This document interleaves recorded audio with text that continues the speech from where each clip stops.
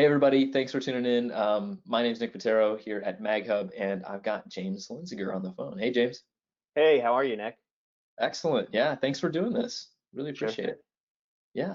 So James, you work at Rodman Media.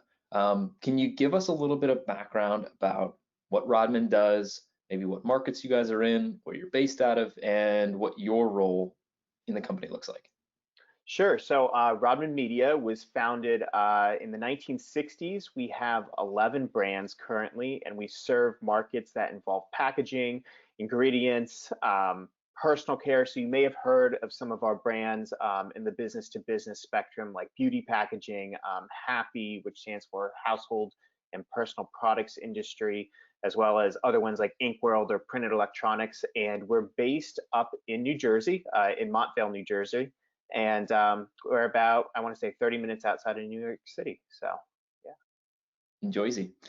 What do you do at Rodman?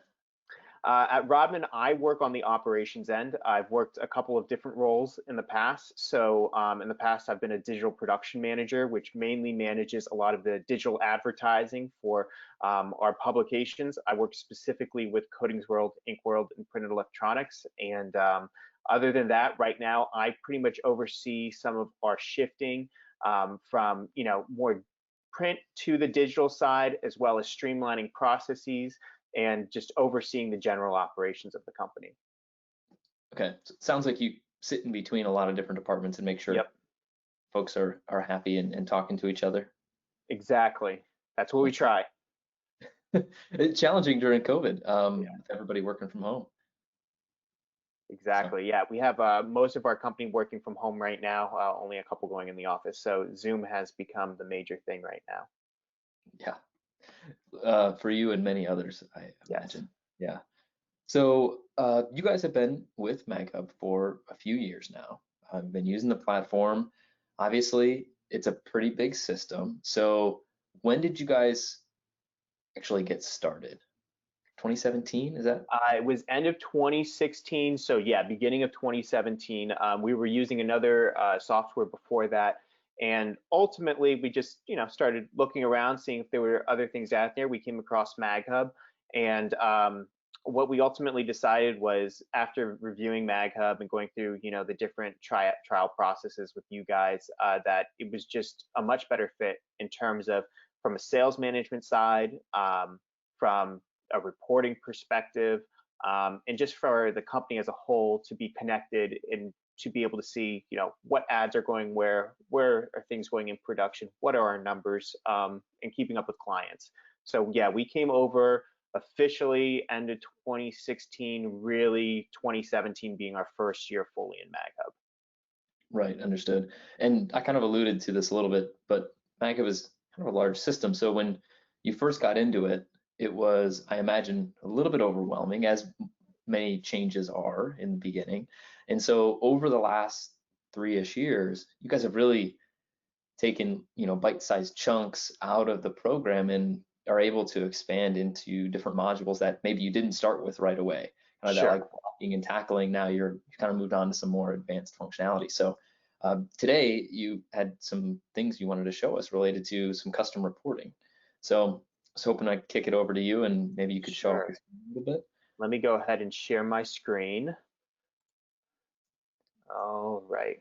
So to give everybody a little bit of background here, MagHub offers a built-in reporting software which offers a lot of um, media-specific reporting that we think our customers will likely need, but it's really difficult for us to totally anticipate all of our customers' needs. So we give folks like James and other clients the ability to create custom reporting dashboards. So that's what James is going to show us here. And it's taken a little while, right, over the course of time to really build into this. Now, you guys could have tackled this earlier on, but getting, like I said, the blocking and tackling done in the beginning is usually a priority.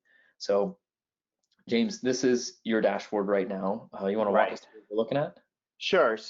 Yeah, before this, we were doing a lot of exporting to, whether it be Excel. There were already a lot of great reports in MagHub, but we found ourselves, like probably some others, asking, can we have this specific report? Can we have this more tailored to this way? And ultimately, the integration with Metabase has allowed us to build out very specific reports and manipulate the data in ways that are specific to us, and then be able to really just integrate and embed those reports back onto MagHub. So our sales team and president of our company and others that are using it don't even have to go into Metabase. I can kind of manage everything on the back end of Metabase, and then they can see the reports that they need to see. So the first one that we're looking at is actually not a Metabase report. It's just a main screen of things that I monitor in terms of orders that I might need to look for, waiting for approval, things like that. But one of the major ones that we set up that the president of our company likes, as well as each individual sales rep, is the 2020 sales rep goals. And so as you can see here, what we did is we used one of the report functions within Metabase to set up kind of a gauge. And we set goals for each quarter for each sales rep. So as I scroll down, I can get a quick snapshot, which is what our president sees of, okay, so how is each rep doing? What are their total sales currently? How does that match up to quarterly goals, Q3, Q4? I'll be able to edit these going into next year pretty simply within Metabase and set up those goals again. So this is one of the major, nice quick snapshot reports that we can kind of get a temperature read in terms of how our sales reps are doing on an individual basis in terms of all of their sales for the current year. James, this is really interesting. Looking at your report here, I didn't notice this when we initially looked at it, but I see that you have for different reps, maybe different selling seasons based on the industry. And so their quarterly goals might be different, right? First quarter for one rep, maybe a lot, whereas Right. another rep, their selling season is in Q3. So of course you weight that a little bit different. I just noticed that. And I think that's really cool. Yep, we have it personalized to each. So for example, Art we have here, he might be booking close to around 250 for Q1, where we have Brian over here who's booking closer to around 540 for Q1. And we set up these goals basically at the end of each year going into next year that we can then display pretty simply within MagHub. All right. Another one that I wanted to show is, as you can see, we have each of our brands has their own dashboard up here. One that I can show is one of our smaller brands for print and electronics dashboard. And what I worked on the back end is a couple of very common questions I get from our sales reps. One of them being, how much is my brand doing in print versus digital versus maybe a directory? Another, what is each quarter booking by brand or by publication? And so in this example showing print and electronics, one of the first things I set up here was just showing the print and electronics brand as a whole and grouping together all of our digital publications under a brand, all of our guides or suppliers guides under a brand, and then all of our print publications under a brand, and then setting it up in such a way so that it shows this is what the brand is doing as a whole. But if I hover over each piece, I can break down, what's it doing in print, what's it doing in digital, what's it doing in supplier's guide, and overall see the breakdown of each brand by their different medium of advertising. Going further down, yeah, I've done similar stuff in terms of breaking down by quarterly, Q1, Q2, Q3, Q4, and I always go back 1 year so that they can compare how it's doing quarter year over year.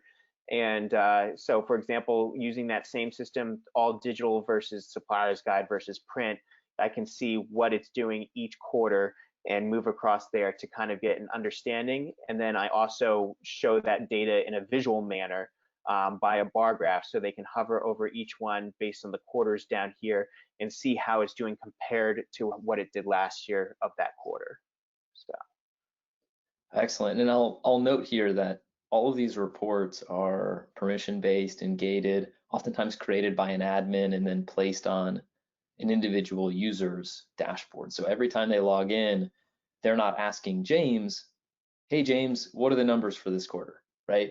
He's like, hey, go to your dashboard. So this gives the user a little bit of autonomy, it sounds like, to kind of get the information they need when they need it rather than bothering somebody else internally. Exactly. I've definitely received less questions, which is, a good thing in terms of they can easily access this data without having to, go through me to pull reports, to pull different Excel spreadsheets. And honestly, it looks a lot nicer. It's something that they could even, I can show up here. There's a little download full results here. So if you click on this, you can actually download these full results into an Excel file if you need to send them to someone. So it's also very easy to manage and share as well amongst your team. Excellent. Well, this looks phenomenal. What's next for you guys? Obviously, it looks like Metabase is Right. pretty, I don't want to say down pat. There might be some tweaks here and there, but it looks like you've gotten what you need out of it. So what's next? The biggest thing that we're focusing on, we had a couple of in-person events that clearly did not happen in 2020, and so we did them virtually as successfully as we could, and some of them were strong, but we are looking for 2021 more towards the end of the year to hopefully restore those live from events. And so we're actually working with MagHub right now to build out over here the events portal a bit more. And we've worked with you guys in the past, and we've always gotten really good results. And so we're working right now on just making the events portal a bit more dynamic. And eventually, what we're hoping for moving into 2021 is to manage all of our attendees, our sponsorships, anything that has to deal with the event directly through MagHub. So we can have all of those numbers within MagHub. We can do all the invoicing out of MagHub instead of using external systems and then having to, kind of reconcile what's in MagHub, what's in the external system. So just kind of a one-stop area. And then the other thing I would say that we're working on is we're really excited about the digital media platform that you guys have built out, whether it's in terms of slot products or impression products. Right now, we just have to, close up some things in terms of how we currently sell on the digital ad sales side. But I'm thinking, within the next quarter or so, we are looking to migrating to the digital media sales side and using the slot products and impression products to just make it a lot easier in terms of entering orders and just a lot cleaner format. So You and I were lamenting a little bit about how small of a change the digital media module actually is to right, enable and set up, but also even how small of a change that is, how big of an impact it'll make in the day-to-day lives of the reps that are going to be using it. And right. so any change is challenging for someone who's sitting here watching this video, imagining what a change in systems like MagHub would look like. Do you have any advice for like how to get started with that change, where to look, what to try?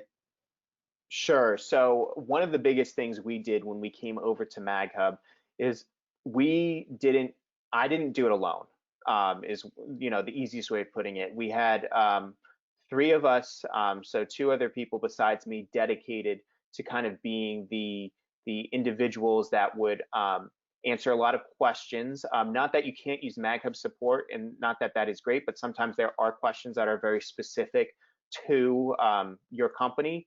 And so because we had multiple people handling that, I didn't get overwhelmed. And there are a lot of questions that come about first when switching to any system. And it's very easy to become inundated quickly. So I definitely say have a core team in terms of answering those questions that are very company specific. And then the other major thing that we worked on is we actually did a lot of personal recordings and videos that I would then put up on YouTube or upload to a Vimeo or something like that that I could share with the sales reps. I try to keep them to around 3 minutes. As, hey, do you know about this feature? I see a lot of you guys doing this. This is a lot easier way to do it. And therefore, they didn't have to, all schedule a certain time with me. They could view it as needed. And to date, I mean, we easily have 50 or more videos set up for them. And so it allows me, when they ask a question, if I've already made a video on it, to send them a link instead of, spending 30 minutes to an hour on the phone trying to solve something. Wow, that's a great tip. A lot of groups may not have the resources of, dedicating a couple of people to the implementation. So definitely having one person is critical. If you don't have one person that can really champion it all the way through, it's going to be tough to change to anything, really. Someone has to be responsible for it. But if you're that one person and you consistently get bombarded with a lot of questions, that video idea that's gold. Yeah, yeah, that's worked out really well for us. So. Excellent. All right. Well, hey, let's wrap this up. James, you have any last thoughts, questions, comments? I don't have any last thoughts, but yeah, I would just encourage anybody that hasn't explored Metabase to really look into it. At first, it can seem a little bit overwhelming, but it's actually been a really easy system. After I got the hang of it, to kind of manage and manipulate our data. So. For what it's worth, I feel the exact same way. And for the record, James and I are not database admins. We're just normal people who are able to use the Right. technology. Right. You don't have to learn code. It is Yep. really, really easy. So, well, thanks again, James. Really appreciate it. Hope you have a great day. Sure thing. Thanks, Nick. All right. Bye, everybody.